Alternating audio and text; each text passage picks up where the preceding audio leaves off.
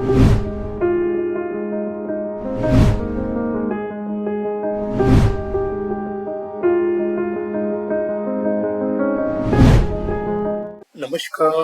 क्रांति वेलनेस प्रस्तुत निरामय स्वास्थ्य का प्राकृतिक राजमार्ग, यह ऑडियो बुक में आप सभी का स्वागत है।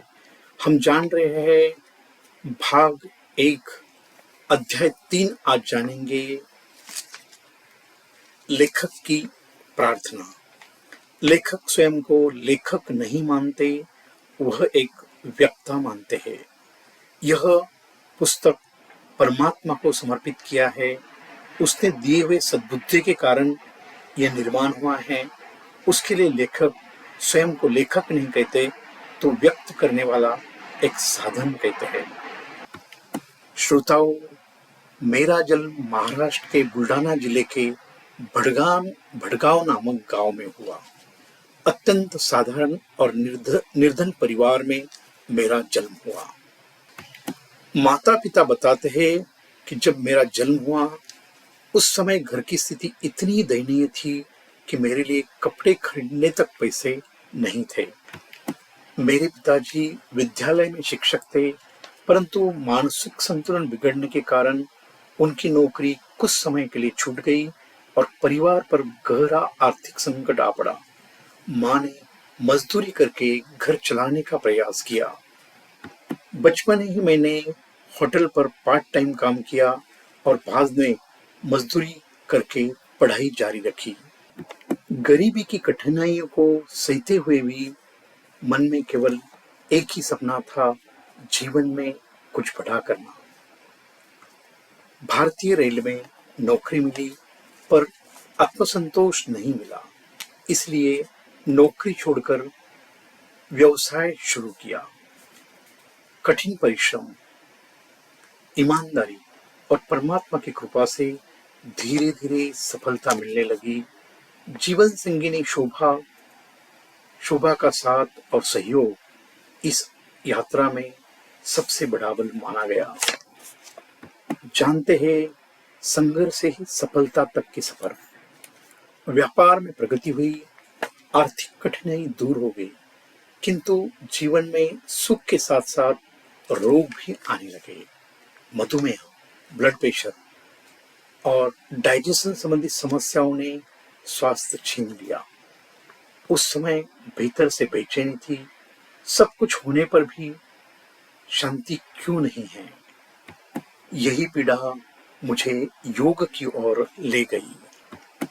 बेंगलोर के स्वामी विवेकानंद विश्वविद्यालय से योग का प्रशिक्षण लिया और निरामय स्वास्थ्य की खोज प्रारंभ हुई।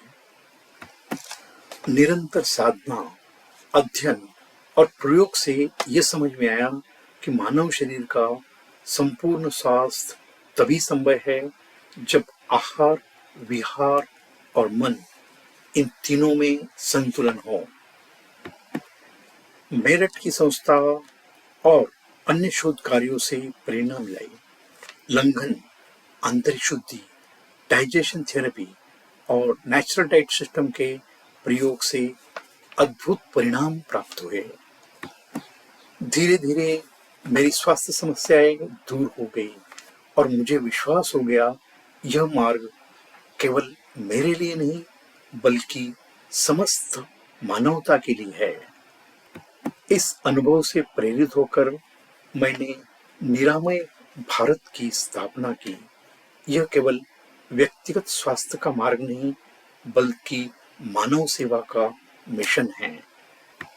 मेरा विश्वास है, सरल और प्राकृतिक उपायों से हर व्यक्ति रोग मुक्त होकर आत्मबल और आनंद से परिपूर्ण जीवन जी सकता है। मेरे परिवार ने इस कार्य में अपार सहयोग दिया। पत्नी शोभा, पुत्र अजिंक्य और क्रांति कुमार, बेटे समान बहुया, शुभांगी और मानसी, पोती हृदया और पोता रुद्र, इनके बिना यह सेवा मेरे लिए संभव नहीं थी। परमात्मा ने मेरे जीवन पथ पर जिन गुरुओं और मार्गदर्शकों को भेजा, मैं उनका सदैव ऋणी रहूंगा। विशेषकर आत्मज्ञानी संतों के आशीर्वाद से ही यह राह स्पष्ट हुई। मेरी प्रार्थना, आज मैं केवल यही प्रार्थना करता हूँ, हर मनुष्य को निरामय स्वास्थ्य का वरदान मिले, रोग, चिंता, अशांति से मुक्त होकर हर कोई शरीर, प्राण, मन और आत्मा के चारों आयामों में जागृत हो।